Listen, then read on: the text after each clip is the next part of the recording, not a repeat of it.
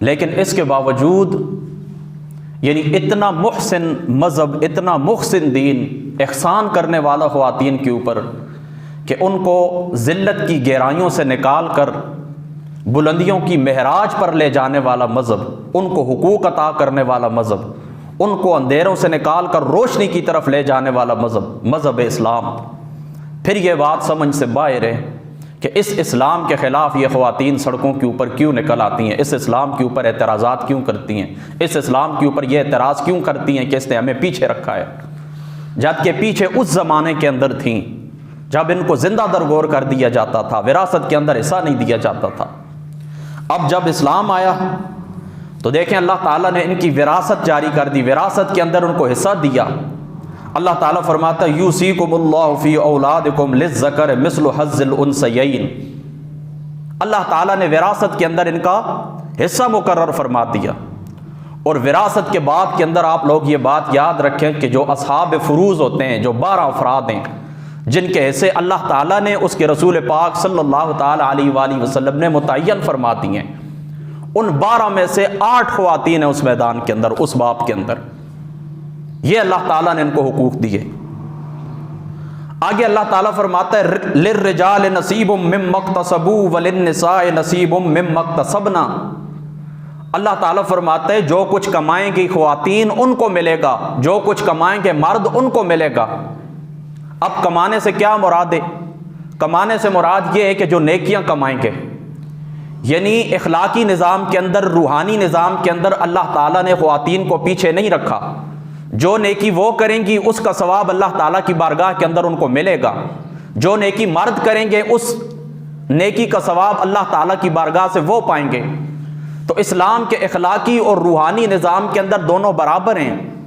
इस्लाम के इखलाकी और रूहानी निज़ाम के अंदर अल्लाह ताला ने बीवियों को हावंदों के ताबे नहीं किया, मर्दों के ताबे नहीं किया कि उनके ताबे होकर तुमने नेकी करनी है, या वो नेकी करें तो उसका ज़्यादा सवाब है, तुम नेकी करो तो उसका कम सवाब है। नहीं, इस्लाम के रूहानी इखलाकी निज़ाम के अंदर बराबर है मर्द और ख़वातीन, इनके अंदर कोई तफावत नहीं है। तो नेकी जो कमाएं उनके अंदर भी ये बराबर हैं। और इसका दूसरा माना भी है कमाने का, कमाने से मुराद तिजारत है, यानी अगर ख़वातीन तिजारत करना चाहें, कारोबार करना चाहें, जिस तरह आप लोग जानते हैं कि हज़रत उम्मुल मोमिनीन हज़रत खदीजतुल कुबरा रज़ियल्लाहु ताला अन्हा आप तिजारत करने वाली खातून थी, नबी पाक सल्लल्लाहु ताला अलैहि वसल्लम की पहली बीवी, पहले घर वाली, आप तिजारत करने वाली थी। तो अगर तिजारत करे ख़वातीन तो जो कुछ कमाएंगे उनका हिस्सा अल्लाह ताला ने मुकर्रर किया है, तुम्हारा हिस्सा है, तुम्हारी कमाई के, तुम्हें कौन पूछ सकता है। तो देखें नेकियों के अंदर, रूहानी निज़ाम के अंदर अल्लाह ताला ने मर्दों के बराबर रखा। तिजारत करना चाहें, तिजारत का हक अल्लाह ताला ने अता फरमाया। आगे बढ़िए, ज़माने जाहिलियत के अंदर इस तरह होता था। इमाम बगवी साहब रहमतुल्लाह ताला अलैह आप लिखते हैं कि कोई शख्स भी आता, कोई शख्स भी खावंद की वफ़ात के बाद तो आकर उस औरत के ऊपर पर्दा डाल देता, कपड़ा डाल देता। अब इसकी मर्जी है से निकाह करे उसी मार के ऊपर जो उसके वालिद ने अदा किया था। नए मार की ज़रूरत नहीं थी, नए मार की ज़रूरत वो नहीं समझते, नया मार मुकर्रर नहीं करते, जो वालिद ने मार मुकर्रर किया उसी से निकाह कर लेते थे। या फिर इस तरह करते थे, उसको अपने पास रोके रखते थे, किसी दूसरे से उसका निकाह कर लेते, मार खुद ले लेते थे। कितना जुल्म था आप अंदाज़ा लगाएं। या फिर उसको रोके रखते, निकाह तो कर लेते लेकिन हुकूक ज़ौजियत अदा न करते, नफ़का न देते, तंग करते। मकसद इसका क्या था? मकसद ये था कि जो कुछ उसके मिला, इसको मिला हुआ है, जो कुछ इसको मिला हुआ है, इसके पास जो कुछ माल और मता है वो हम ले लें। तो इस्लाम आया तो इस्लाम ने इन सारी रसूमात को ख़त्म कर दिया। अब इनकी इज़्ज़त की तरफ बढ़ना तो दूर की बात है। अल्लाह ताला फरमाता है कुल लिल मुमिनीना यगुद्दूना मिन अबसारिहिम। अल्लाह ताला फरमाता है अब मुमिनीन को हुक्म दिया जा रहा है कि ये निगाहें नीचे रखें। अब ख़वातीन कहती हैं इस्लाम ने हमें क्या दिया? इस्लाम ने तुम्हें यह दिया कि जो लोग तुम्हें जिंदा दरगोर कर देते थे, आज अल्लाह ताला उनको ये हुक्म देता है कि इनकी इज्जत की तरफ बढ़ना तो दूर की बात है, अगर ये तुम्हारे आमने सामने आए तो तुमने निगाहें नीचे झुकानी है, इनके ऊपर नजर भी नहीं डालनी। ये कुछ इस्लाम ने तुम्हें अता किया है। आगे अल्लाह ताला फरमाता है व इज़ा सअलतुमूहुन्ना मताअन फस्अलूहुन्ना मिन वराइन हिजाब फरमा इन ख़वातीन से अगर तुम्हें कुछ सवाल करना पड़ जाए, पहले क्या होता था, जिंदा दरगोर कर दें, विरासत के अंदर हिस्सा ना दें, इनको अपनी जागीर समझे, इनको अपनी प्रॉपर्टी समझे। अब देखें अल्लाह ताला ने उनको क्या इज्जत दी है। अगर तुम्हारा इनसे कोई काम है, कोई बरतने की कोई चीज़, खर्च करने की कोई चीज़, इस्तेमाल करने की कोई चीज़ अगर तुम्हें चाहिए तो तुमने क्या करना है, तुमने यह करना है, खबरदार सामने नहीं आना, बल्कि हिजाब से, पर्दे के पीछे से अदब के साथ इनसे बात करनी है। कहाँ वो ज़माना कि किसी हुकूक का नाम व निशान नहीं, और कहाँ ये इज्जत बुलंदियों की, ये मेराज कि अगर इनसे बात करनी है तो किस अंदाज में बात करें, पर्दे के पीछे से बात करें। एक खातून ने अखबार के अंदर एक कालम लिखा था, वो कहती है कुरान के अंदर कहीं भी हिजाब का लफ्ज़ नहीं है। देखें अल्लाह ताला साफ फरमाता है फस्अलूहुन्ना मिन वराइ हिजाब, कि अगर तुमने गुफ्तगू करनी है इनके साथ तो फिर हिजाब के पीछे से, हिजाब के बाद से आपने बात करनी है, हिजाब के पर्दे के बाहर से बात करनी है। तो ये पर्दे की दलील भी है और खातून का मकाम भी है कि अल्लाह ताला इनको कितनी इज्जत अता फरमाता है। दूसरे मकाम के ऊपर अल्लाह ताला फरमाता है मा कान लिमुमिनिन वला मुमिनतिन इज़ा क़दल्लाहु व रसूलुहु अमरन अन यकूना लहुमुल खियरा मिन अमरिहिम। फरमा किसी मोमिन मर्द के लिए, किसी मोमिन औरत के लिए ये जायज़ नहीं है कि जब अल्लाह ताला की ज़ात या उसका रसूल कोई हुक्म दे दें तो ये अपने दिल के अंदर तंगी महसूस करें। देखें अल्लाह ताला ने कानूनी हैसियत में भी औरत को बराबर रखा है मर्द के। जो फरमा अल्लाह ताला का जब हुक्म हो, अल्लाह ताला के रसूल का हुक्म है, तो ये किस तरह तुम दोनों के ऊपर जारी होगा, मर्द के ऊपर भी जारी होगा, औरत के ऊपर भी जारी होगा। तो देखें इस्लाम का जो रूहानी निज़ाम है, इस्लाम का जो अखलाकी निज़ाम है, तो इस निज़ाम के अंदर अल्लाह ताला ने, उसके रसूल ने औरतों को पीछे नहीं रखा, बराबर बराबर हुकूक दिए। यह तो बात हो गई ना कुरान की। अब आए सुन्नत रसूल सल्लल्लाहु ताला अलैहि वसल्लम की तरफ। आका अलैहिस्सलातु वस्सलाम ने फरमा मनुब्तलिया मिन हाज़िहिल बनात बिशैइन फ़अहसिन इलैहिन्ना कुन्न लहू सित्रम मिनन नार। आज लोग किसी ज़माने के अंदर बेटियों को ज़िंदा दरगोर कर देते थे, फिर उसका असर आज भी मुआशरे के अंदर है कि बेटियों की पैदाइश के ऊपर लोग नाराज़ होते हैं, बहन की पैदाइश के ऊपर नाराज़ होते हैं कि अल्लाह ताला हमें भाई अता करता। वालिदैन इस इंतज़ार में होते हैं कि अल्लाह ताला बेटा अता करे। मैं अक्सरियत की बात कर रहा हूँ, बाज़ लोग हैं कि वो अल्लाह ताला की रज़ा के ऊपर राज़ी रहते हैं। लिल्लाहि मुल्कु समावाति वल अर्द यहबु लिमन यशाउ इनासन व यहबु लिमन यशाउ ज़ुकूर। ये तो अल्लाह ताला की मर्ज़ी है।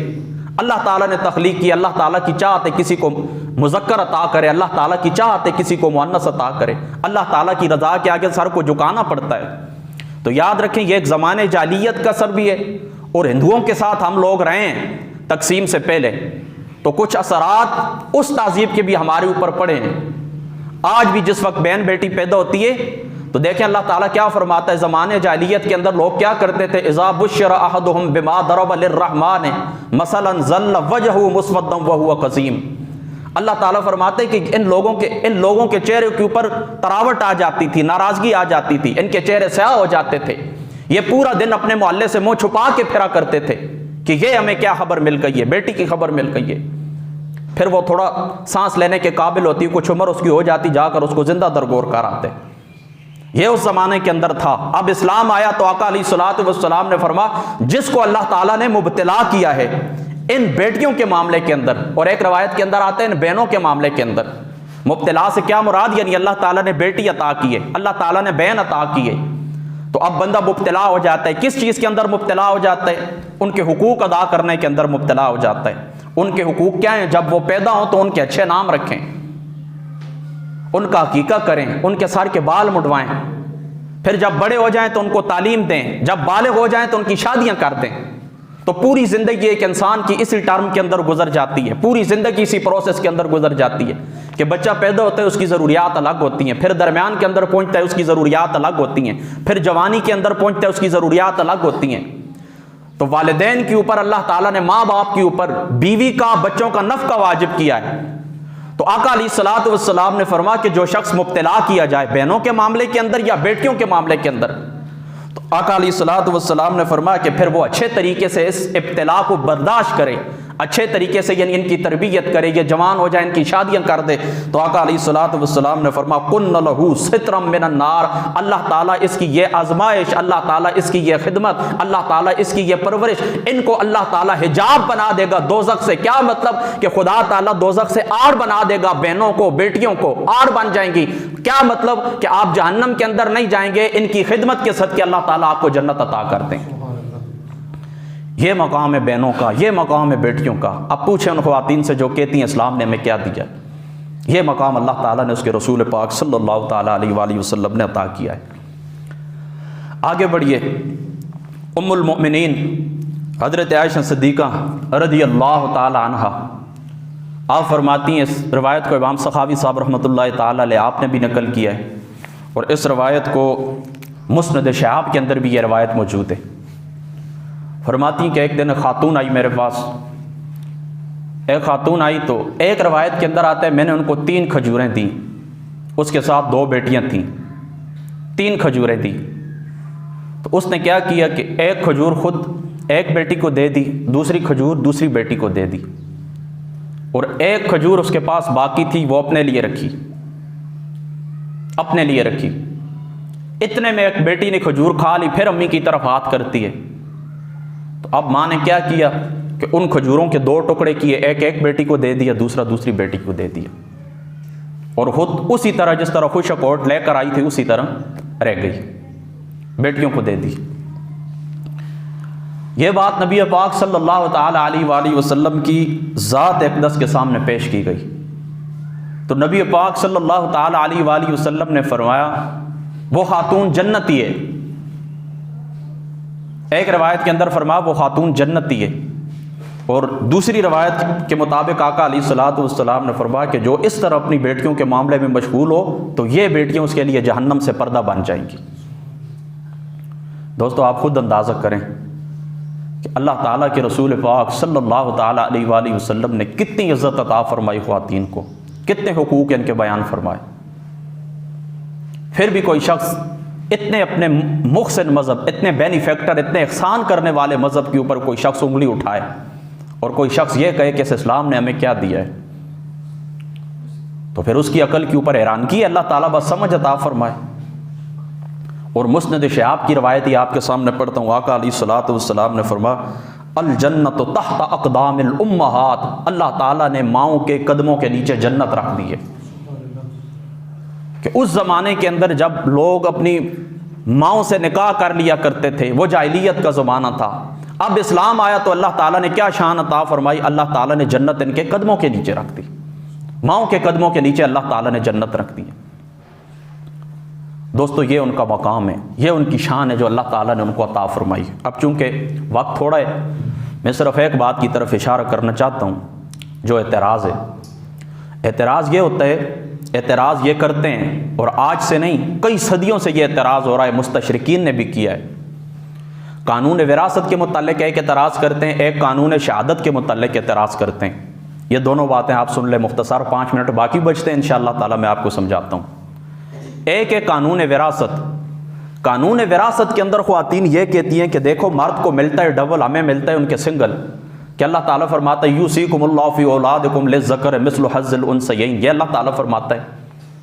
तो ये हमारे साथ ज़्यादती, हमें निसफ क्यों मिलता है, मर्दों को डबल क्यों मिलता है। तो दोस्तों याद रखो इस बात को कि अल्लाह ताला ने कुरान पाक के अंदर कहीं ये नहीं फरमाया कि जितना तुम्हें मर्दों के निसफ मिलेगा, ये अल्लाह ताला ने नहीं फरमाया। अल्लाह ताला ने यह फरमाया है कि जो हिस्सा खातून का है उससे दुगना हिस्सा मिलेगा मर्द को। क्या मतलब कि अल्लाह ताला ने खातून के हिस्से को अल्लाह ताला ने बुनियाद बनाया है, अल्लाह ताला ने असास बनाया है कि तुम्हारा इतना है, इससे 4 गुना फलां का है, इससे 6 गुना फलां का है। उसकी मैं एक मिसाल भी आपको देता हूँ। उसकी मिसाल ये कि देखें मेरे पास यहाँ पर मिसाल के तौर पर पेप्सी की एक बोतल पड़ी हुई है, तो मैं कहता हूँ ये फलां के लिए, उसके अंदर 1.5 लीटर पानी है, 1.5 लीटर उसके अंदर जूस है, ये फलां के लिए। फिर मैं कहता हूं दूसरे के लिए इससे दुगना है, तीसरे के लिए इससे 6 गुना है, चौथे के लिए इसका 6वां हिस्सा है, 5वें के लिए इसका 10वां हिस्सा है। यानी उस बोतल को, पानी की या उस पेप्सी की बोतल को मैंने बुनियाद बनाया है कि इसका डबल उसका है, इसका सिंगल फलां का है। बिल्कुल इसी तरह अल्लाह ताला ने कुरान पाक के अंदर अल्लाह ताला ने कुरान पाक के अंदर खातून के हिस्से को अल्लाह ताला ने बुनियाद बनाया है कि यह मिलेगा खातून को, इससे इतना फलां को मिलेगा, इससे इतना फलां मर्द को मिलेगा। यह बात अगर आपने समझ ली तो आप दूसरी बात समझें। विरासत के अंदर जिनको विरासत मिलती है उनके 3 दर्जात हैं।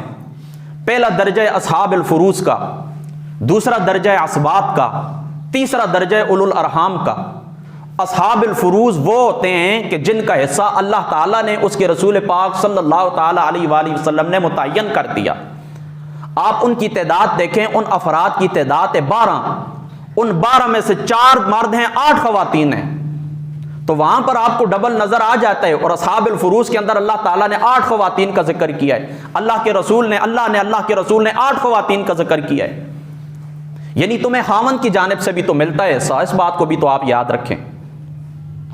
तो वहां पर तुम्हें डबल नजर आ जाता है कि हमें इतना मिला है, उनको डबल मिला है। तो यहां पर तुम्हें नजर नहीं आता कि यहां पर अल्लाह ताला ने 8 खवातीन का जिक्र किया है।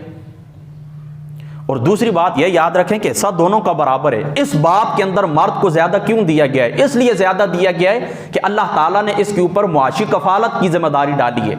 मर्द के ऊपर जिम्मेदारी होती है, खामन के ऊपर जिम्मेदारी होती है कि वो बीवी को नफका दे।